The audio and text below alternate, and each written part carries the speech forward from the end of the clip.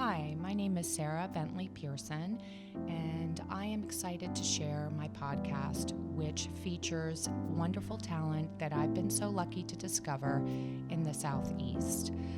This was born out of a list that I created in 2015 called Sarah's List.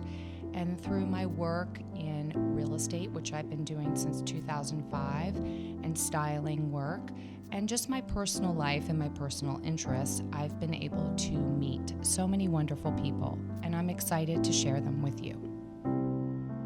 So, Marvin, thank you so much for coming. This is actually an interesting full circle moment for me. I met you obviously at like the worst time of my life. So, As most people do. yeah, and I remember some of the things that you said to me before we got started. But I thought I would want to like know more about you and what Sure. it was like to decide to be a divorce attorney or a family attorney because it's a hard profession. It is a hard profession, and probably the last thing that I think I expected to do when I was in law school. Interestingly, I knew I wanted to be a lawyer, and to me, the definition of a lawyer was sort of like a trial attorney. You see the movies, you see the TV shows, and I've always liked public speaking. I was very involved in high school in public speaking, student council, so I think it was a natural sort of progression for me to figure out, okay, what are the careers out there that I can sort of talk in public? Because I really like doing that. And then when I was in law school, really, I mean, I just wanted to be a trial attorney. And the way law school works, you get perhaps an offer your first semester, and unfortunately from a big law firm. And I wasn't fortunate at that point. I thought fortunate to get a job. So I was just playing basketball, and I met a couple of guys. And one of my buddies introduced me to my partner, Randy Kessler, who had just literally started his law firm at that point. And I said, hey, I just moved to Atlanta for Emory Law School. Can I work a couple times during the week? And he said yes. And it was just him and I think a secretary at that point in little rinky-dink offices. So that was sort of how I got introduced to the concept of family law. And during the first year of law school, second year of law school, it wasn't something that it wasn't a sort of glamour practice, for lack of a better term, because of the type of cases that we were doing, unlike now, where sort of they weren't glamorous, they weren't high profile, they weren't, there weren't a lot of money involved. But I was like, watching people go to court and talk about it.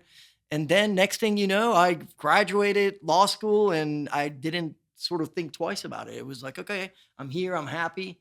I like the concept of sort of building a law practice sort of from the ground up. And it was sort of a perfect, perfect scenario for me. And here we are 25 years later. And all I've done since day one has been family law.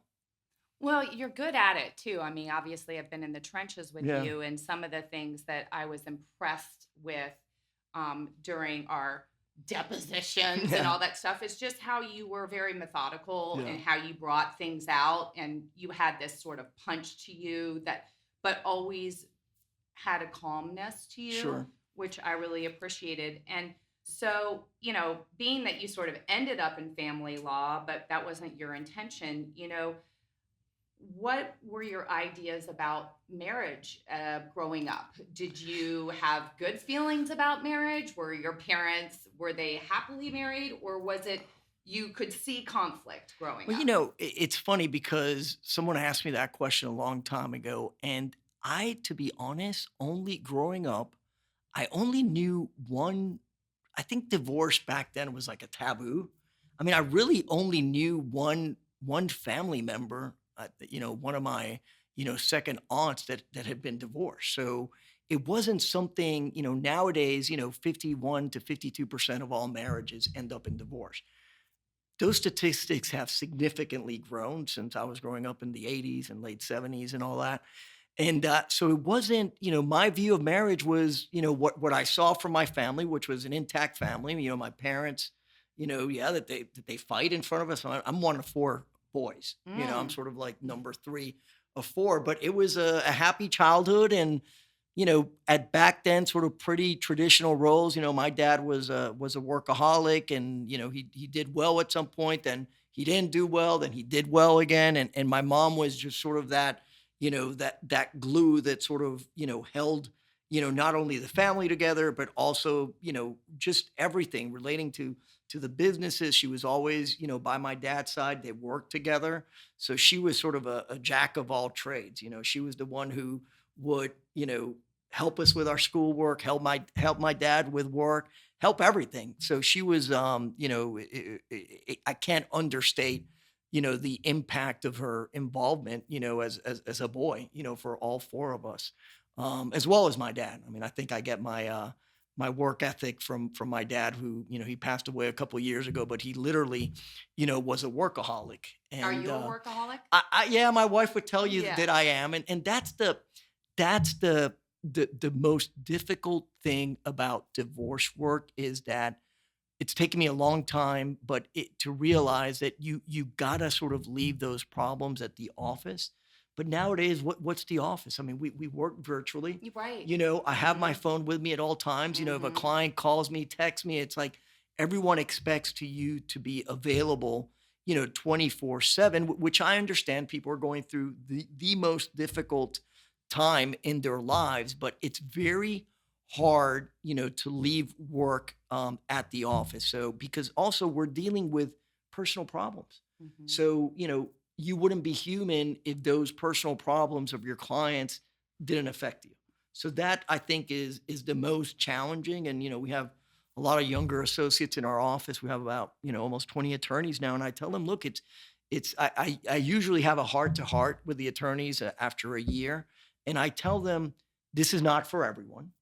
And if you don't feel that this is for you, then get out, because it does take an emotional toll on you, because all you're dealing with is problems. There's nothing happy about this, most of You the got time. shingles in my Yeah. divorce. Yeah, I And I was did. like, did I do No. this to him? Oh my God. Yeah. Yeah, no, it is very emotional. My ex-husband's a dentist, and I feel like there's kind of a similar thing. Like, nobody's going to the dentist happy, Yeah. and nobody's going to a divorce attorney happy.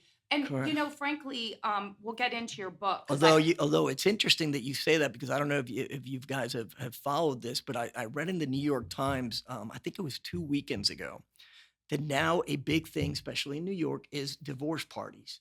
So, they have these parties for people who have gone through divorce, or, like, instead of a bridal shower, bachelor party, bachelorette party, they literally have divorce parties. And I was reading the article, and it made sense, because it was like a new chapter of someone's life. And unfortunately, for a lot of people, marriage has not been a good thing. So they're Mhm. looking forward to sort of like, what's the next step? So I really, that was a good article for me to read, because I often forget about that for a lot of people, getting a divorce is a good thing. And Well, I mean, for me, I had more of a traditional marriage. I helped my ex-husband. I worked, but I only worked when I wanted to work. I wasn't paying bills. I wasn't doing taxes. I wasn't doing all those things.